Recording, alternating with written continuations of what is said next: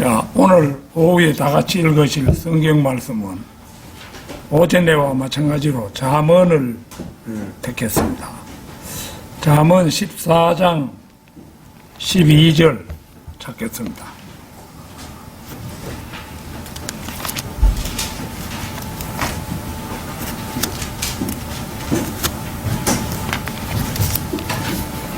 잠언 14장 12절 말씀입니다.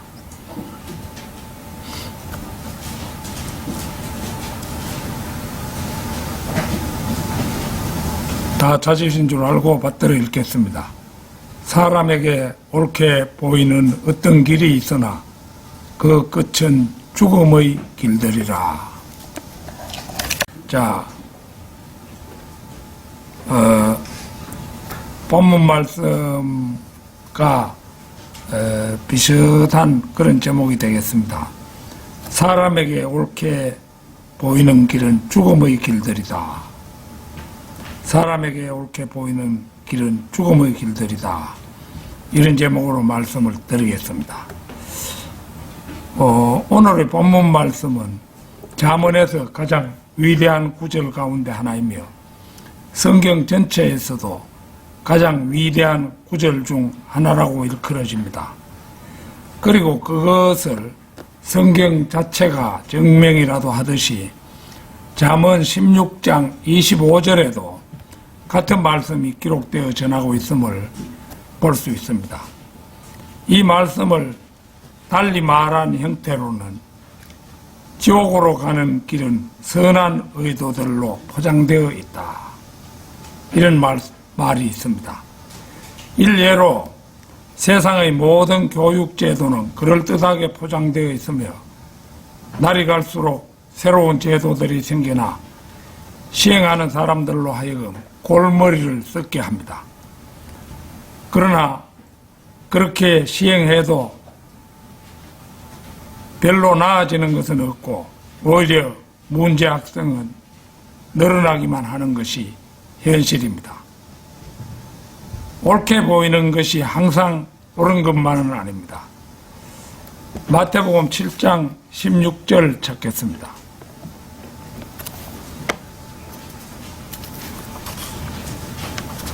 마태복음 7장 16절입니다. 너희는 그들의 열매들로 그들을 알리라. 사람들이 가시나무들에서 포도들을 거두거나 은근퀴들에서 무화과를 거두느냐, 무화과들을 거두느냐. 어떤 것을 시험하려면 그 열매로 그것을 시험하면 됩니다. 선험적 기납법에 따르면 이런 시험은 과학적 방법입니다. 그런데 아주 이상하게도 과학자들과 교육자들은 사람들의 도덕적 행동과 연관해서는 이 방법을 절대로 사용하지 않습니다. 그거 아무개 박사가 내놓은 이론이니 그 방법대로만 하면 다른 어떤 방법보다도 좋은 결과를 가져오리라고 여기는 것입니다. 1986년에 1월 28일 우주 왕복선 챌린저호는 미국 플로리다에서 발사된 지 1분여 만에 공중에서 폭발했습니다. 승선자 7명은 자취도 없이 사라졌습니다. 우주선이 그 폭발하는데 폭발력이 어찌 셌던지 그게 뭐 산산조각이 나서 넓은 지역에 흩어지니까 사람의 몸도 완전히 조각조각 났겠죠. 그러니까 뭐 그 장례 치르려고 뭘 유해를 찾고 이런 건 불가능한 일이 되어버렸습니다.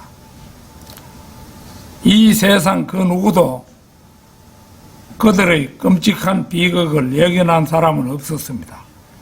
조사단이 밝힌 바에 따르면 사고의 원인은 챌린저호에 장착된 2개의 로켓 부스터 때문이었습니다. 로켓 부스터란 부품들 사이에 끼워 넣은 오링이라고 하는 고무링으로, 요새 우리가 뭐 좀 사투리로 고무파킹 뭐 이런 말 씁니다만은 그 비슷한 용어라고 할 수 있죠. 고무링으로 이것이 문제를 일으켰다는 것인데, 오링은 로켓 부스트를 조립할 때 염세 부분에서 연료가 새지 않게 하는 역할을 합니다. 하지만 부스트가 점화되면서 그 압력에 의해 오링이 자기 위치를 찾아가도록 설계된 문제와 온도가 18도씨 이하가 되면 유연성이 떨어진다는 문제가 있었습니다. 결국 이런 문제 때문에 큰 사고가 발생하게 된 것입니다. 선험적 기납법에 따라 그것이 안전하다는 판단이 서지 않았을 때는 거기에 사람이 승선해서는 안 되었습니다.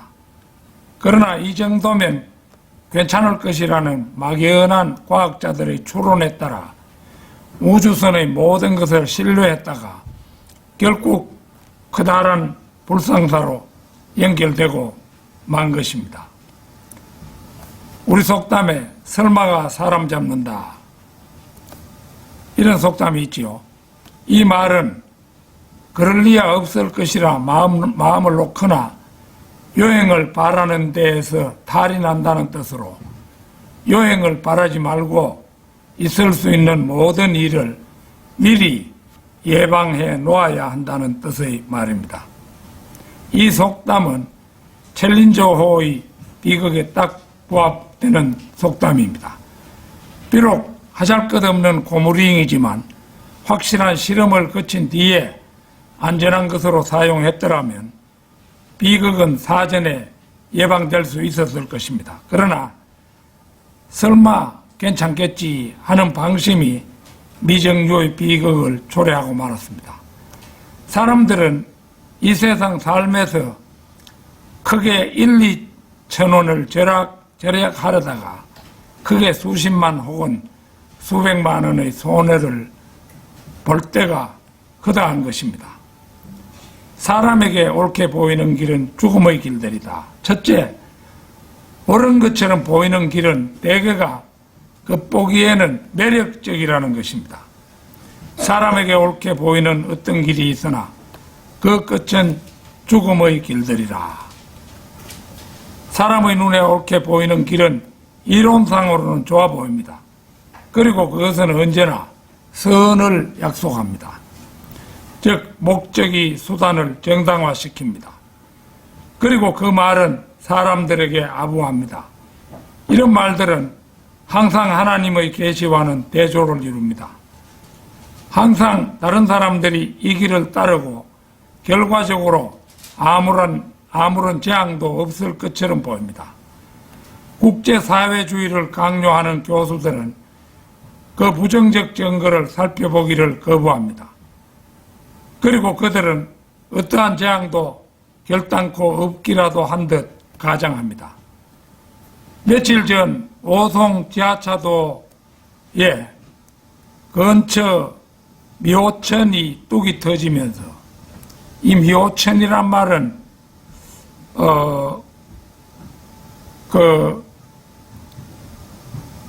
어떤 시 지망생이 미호천 황새든가 이런 제목으로 전에 글을 써가지고 신춘문예에 당선되는 일이 있었어요. 그래서 그 미호천 그 이름 괜찮네, 이런 생각을 했던 적이 있습니다. 그런데 이번 그 오송 지하차도 사고는 미호천 뚝이 터지면서 범람하는 바람에 순식간에 지하차도에 물이 들어차 차량 17대가 침수되고 사망자가 14명으로 최종 집계되었습니다. 천하보다도 귀하다는 인명이 14명이나 희생되었다는 것은 모든 것이 발전되고 정비되었다는 현 세상에서는 있을 수 없는 사고라고 할 만합니다. 모든 부면에 감시체계가 작동해서 미호천이 범람할 기미가 보이면 즉시 지하 터널에 통행을 통제하는 것이 옳습니다. 그러나 공무원들의 무사한 일과 넉장 대응은 사고가 터진 다음에야 항상 대처가 미비했느니 미처 예견하지 못했느니 하는 대안들이 제시되곤 하지만 사후 약방문인 경우가 대부분입니다. 그리고 엄청난 결과를 두고 관련 공무원들을 처벌해야 한다는 목소리까지 요란하지만 곧 허지부지되고 같은 사고가 다시 일어날 때까지 또 아무 일 없는 듯이 지내고 말 것입니다. 말은 요란하지만은 그렇다고 시장을 처벌할 리도 없고 그렇게 말만 오가다가 그대로 또 잠잠해지겠지요. 이런 예들은 수없이 많습니다. 어떤 사람은 자신의 노후 자금을 이자가 아주 싼 은행에 맡기는 것보다는 고율의 이자가 보장되는 저축은행에 맡기는 것이 유리하다고 생각하고 맡겼다가 단 한 푼의 원금도 건지지 못하는 사례도 허다합니다. 우리나라 저축은행들은 그동안 어디 없이 방만한 경영을 해온 것이 사실입니다. 저축은행에서 경제위기가 터질 것이라는 말은 함에 오래전부터 나오고 있었습니다. 지방의 작은 저축은행이 부실한 건설사들에게 거액의 자금을 융자해주고 그 저축은행장들이 거액의 뒷돈을 챙겨온 것은 어제 오늘의 일이 아닙니다.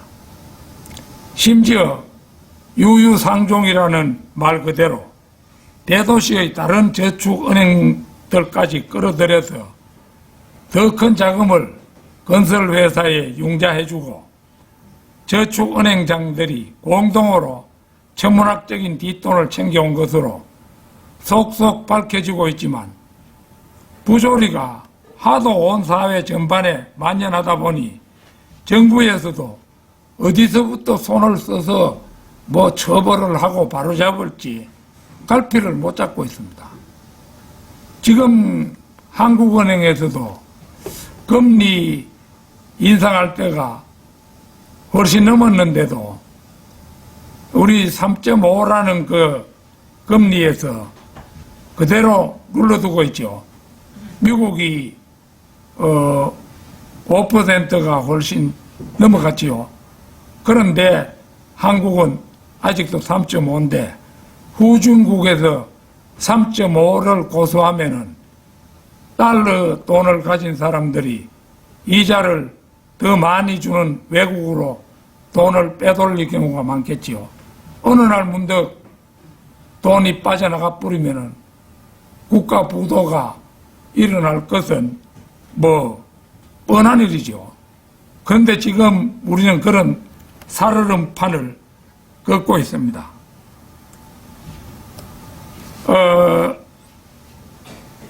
요즘 더불어민주당 국회의원 30명 정도가 불체포 특권을 내려놓겠다는 선언을 하여 신선한 충격을 준 적이 있습니다. 저들이 이제는 인간이 되려나 보다. 이런 생각이 했는데 자세한 내막을 보니 정당한 영장에만 불체포 특권을 포기하겠다고 토를 달았다고 합니다. 그러면 정당한 영장이라는 그걸 누가 판단합니까? 아무도 판단할 사람이 없어지잖아요. 그러니까 빚종 개살구가 바로 그런 겁니다. 무조건 불체포 특권을 내려놓겠다면 모르되 결국 국민 앞에 생색만 내는 모양새가 될 것은 실소를 머금게 합니다.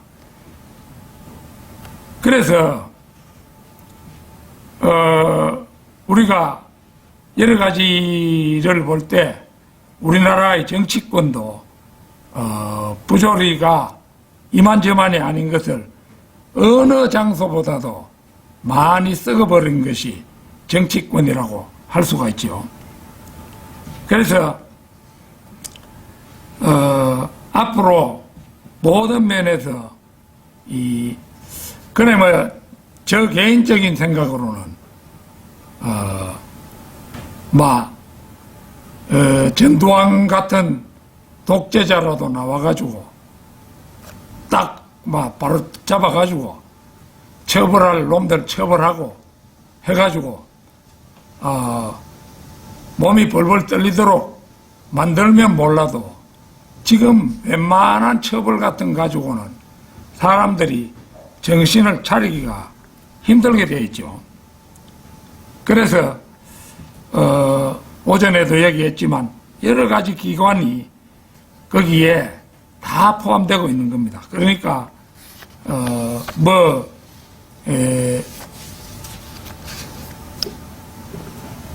솔직히 말해서 무엇이 바로 잡힌다 이런 것은 참 부지하 세월이다. 요즘 그런 말로 대체할 수 있을 듯 합니다. 가장 고전적인 예로는 아우슈비츠의 비극을 들 수 있습니다. 국외 초방자들이 사월을 하고 옷을 갈아입습니다. 새로운 공동체로 가는 것처럼 보이게 합니다. 확성기 방송을 틀어놓고 이들은 샤워를 하고 새로운 집으로 가게 될 것이라고 고무됩니다. 모든 사람이 옷을 벗고 샤워실로 들어갑니다. 그러자 갑자기 문이 쾅 닫히고 불이 꺼집니다. 비명 소리가 난무합니다. 천장을 통해서 가스가 들어갑니다. 폐가 파열하기 시작합니다. 사람들은 숨쉬기 위해 서로를 짓밟고 올라섭니다. 남자들이 여자들을 짓밟고 여자들은 아이들을 짓밟습니다. 희생자들의 내부 근육이 경련을 일으키면 대개 15분 이내에 죽는다고 합니다. 그러면 이제 문을 열고 갈고리로 시체를 꺼내어 호스로 물을 뿌리고 시체에서 금리발을 빼내어 이제 유용하게 쓰기 위해서 가려놓고 또 속에 넣을 것으로 쓰기 위해서 머리카락을 자르고 몸은 녹여서 비누를 만드는 공정에 들어간다고 합니다. 바로 이것이 2차 대전 때 히틀러에게 붙잡힌 유대인들 600만 명에 달하는 비극적인 운명이었습니다. 사람에게 옳게 보이는 길은 죽음의 길들이다. 둘째, 옳게 보이는 길은 마태복음 7장 13절 14절의 두 길 가운데 넓은 길입니다. 같이 한번 찾아보겠습니다. 마태복음 7장 13절 14절 너희는 좁은 문으로 들어가라. 이는 멸망으로 인도하는 문은 넓고 그 길이 광활하여 거리로 들어가는 자가 많이 있기 때문이라. 이는 생명으로 인도하는 문은 좁고 그 길이 협소하여 그것을 찾는 자가 거의 없기 때문이라.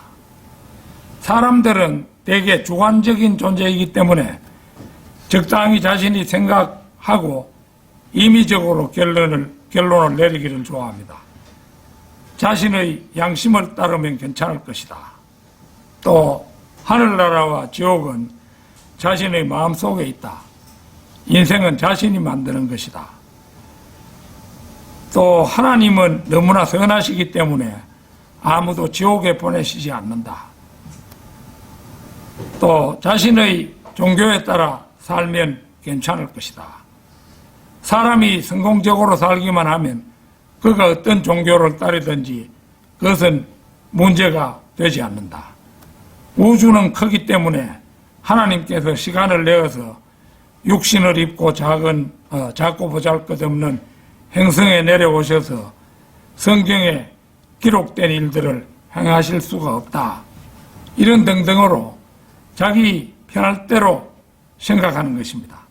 이것들은 읽은 보아서 매우 그럴듯하고 논리적이기도 합니다. 의미도 아무런 어려운 것이 없습니다. 그리고 다음과 같은 말들이 이 논리를 지지해 줍니다. 예를 들면 그렇다면 복음을 듣고 결코 들어보지도 못한 이 교도들은 어떻게 된다는 말인가? 어떻게 당신은 자신이 가진 성경은 옳고 나머지 모든 것은 틀렸다고 생각하는가?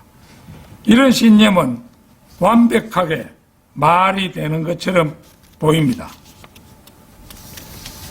언제든가 한 가톨릭 신자와 디모데 전서 2장 5절 말씀에 관해 이야기한 적이 있습니다. 이는 유일하신 하나님이 계시며 사람과 사람들 사이에도 유일하신 중보자가 계시기 때문이니 곧 사람이신 그리스도 예수시라. 이 말씀은 구약이든 신약이든 하나님과 사람 사이에 여자 중보자 같은 것은 있을 수가 없음을 보여주는 말씀입니다.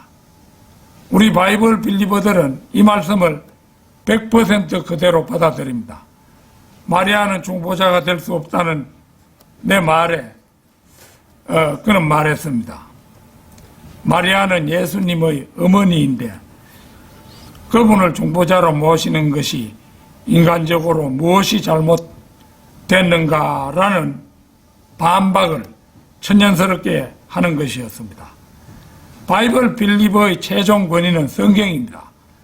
그런데 가톨릭 신자의 최종 권위는 바로 자신의 인간적 생각임을 단적으로 보여주는 사례라 하지 않을 수 없습니다.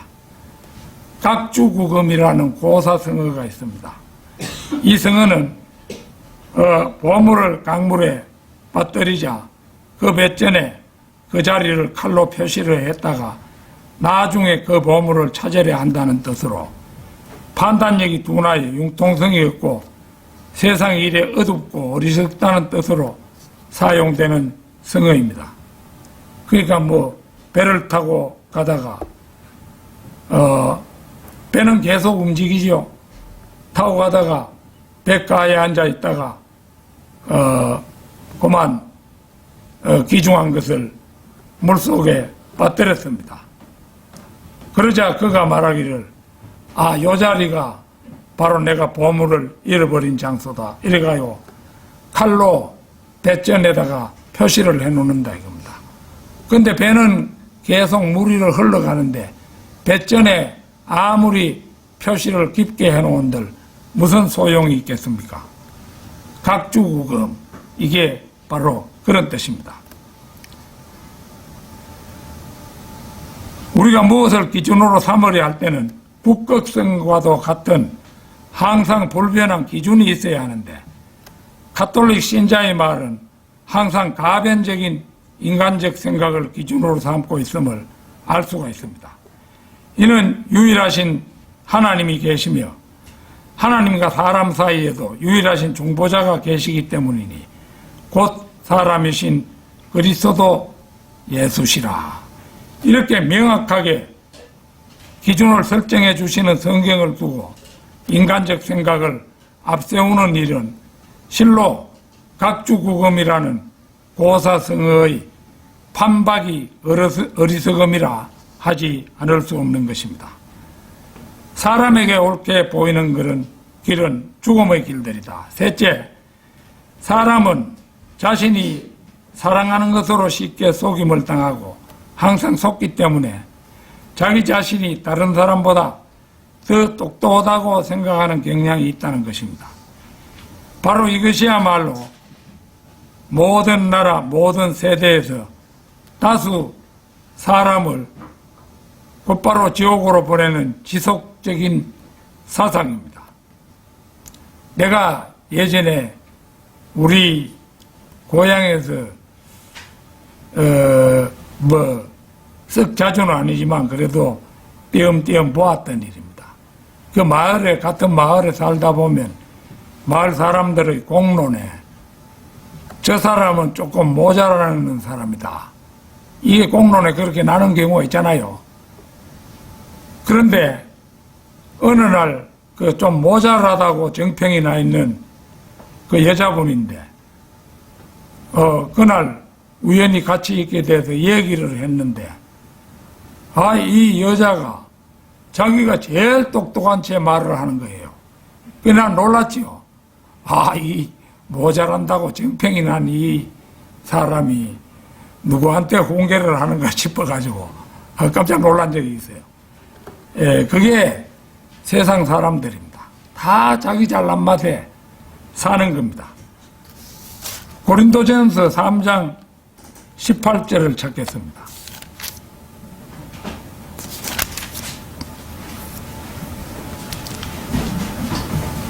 아무도 자신을 속이지 말지니라.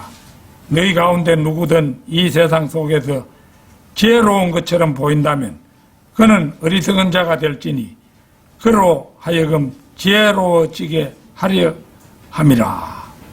사람들은 자기 자신을 사랑합니다. 그리고 그로 인해 스스로 속습니다. 바로 앞 17절에서 바울은 자신의 영이 거하시는 거룩한 성전을 더럽히면 하나님께서 그 사람을 멸하실 것이라고 경고했습니다.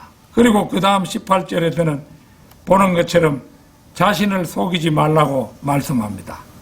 이것은 구원받고도 더러운 행실을 버리지 못해서 성전을 계속해서 더럽히는 사람들이 자신을 속이고 있다는 것을 말씀합니다. 그들은 설사 자신들이 하나님의 성전임을 알더라도 계속해서 담배 피고 술 마신들, 설마 자기들이 하나님의 징계를 받아 죽기까지야 하겠느냐고 생각하는 것이 보통입니다.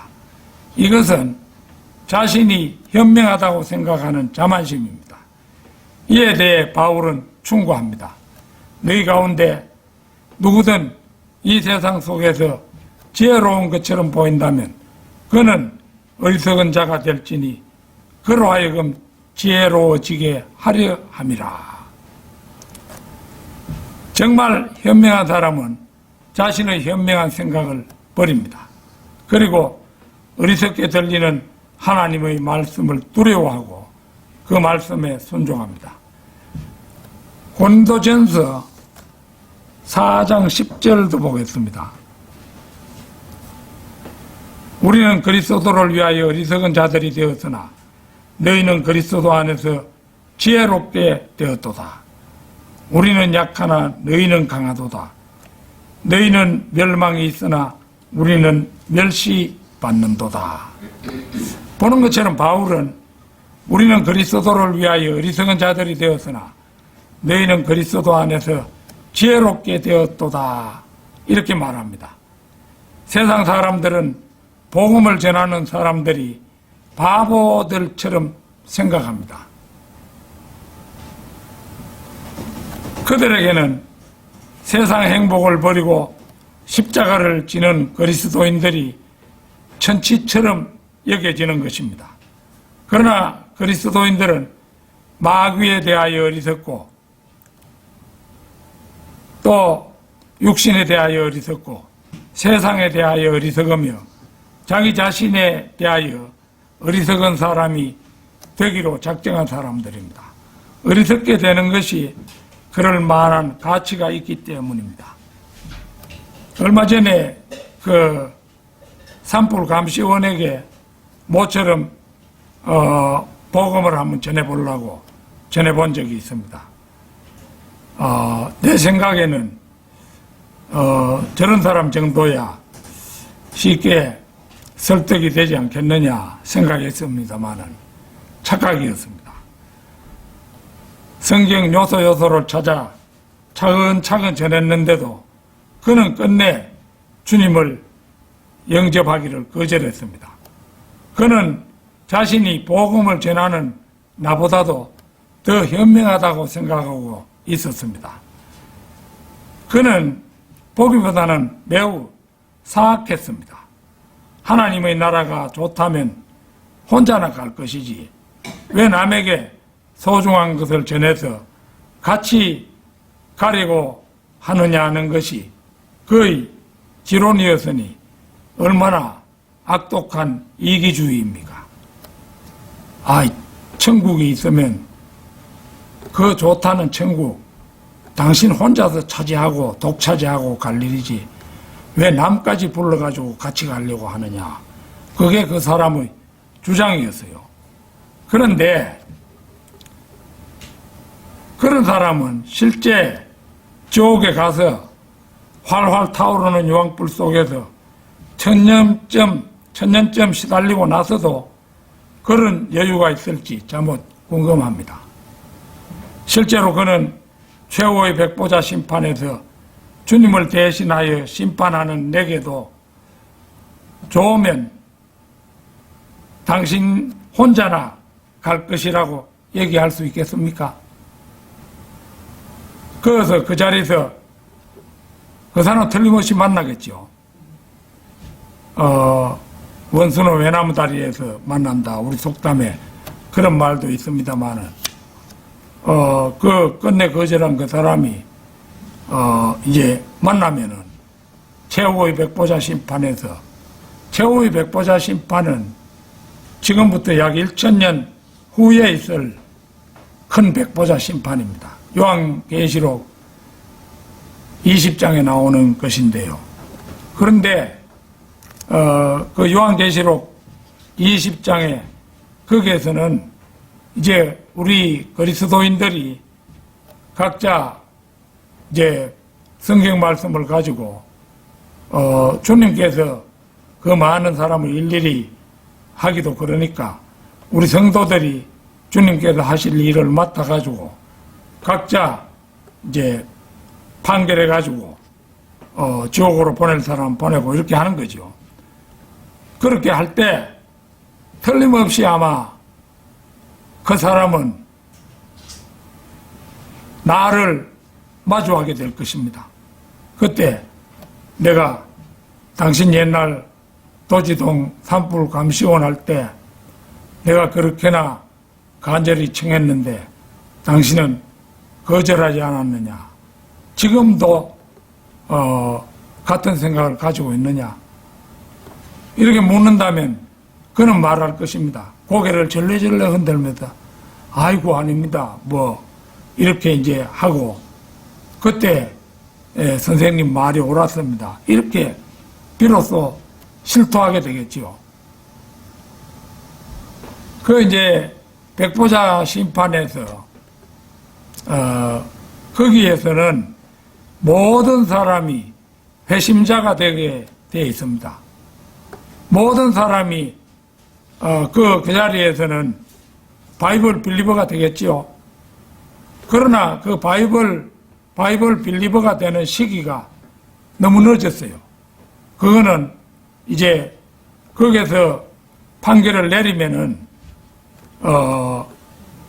약 9천억 명이나 되는 사람들이 이제 전부 마치 겨울에 눈송이가 날리듯이 그 불의 호수로 떨어져 가게 되겠죠. 불의 호수는 한글 킹 제임스 성경에서는 불못 이러는데 못이라는 것은 규모가 작은 것을 못이라고 하잖아요. 그런데 정동수 험정역은 불호수 이렇게 해가지고 번역했는데 우리 이제 표준 킹 제임스 성경은 불의 호수다 이렇게 했어요. 이게 태양의 약 3000배가 되는데 이제 인류 역사상 9천억 명이 이제 그 불의 호수로 들어가는데 그 9천억 명을 충분히 수용할 만한 넓이가 된다 이거지요. 그 9천억 명이 그때가 되면은 전부 다 성경대로 믿는 사람이 되지만은 그 사람들은 때를 놓친 거예요. 이 세상에서 인정하고 고개를 숙였더라면 다 끝났는데 그쪽에 가서는 아무리 인정해도 그것이 인정되지가 않는 거지요. 이미 늦어버렸습니다. 그래서 그때가 되면은 무조건 내가 하는 말에 그 사람도 동의를 하겠죠. 그렇지만 때는 늦은 것입니다. 자, 결론적으로 세상은 도처에 그럴듯한 지뢰밭이 놓인 곳입니다. 자신의 안과 밖에 그것이 항상 존재하여 마치 덫처럼 놓여 있는 것이 세상입니다. 우리 마음속에 있는 교만, 친한 친구가 들려주는 그럴듯한 말, 자신이 읽는 책에서 눈에 들어오는 그럴듯한 구절이 있으나 실상은 그것이 죽음의 길인 경우가 대부분입니다. 그러기에 오늘의 본문 말씀은 사람에게 옳게 보이는 어떤 길이 있으나 그 끝은 죽음의 길들이라 이렇게 말합니다. 이 세상에 그 끝까지 좋은 말씀은 오직 성경 말씀 뿐이지요. 성경 말씀 외에는 끝까지 좋은 말씀은 없는 겁니다.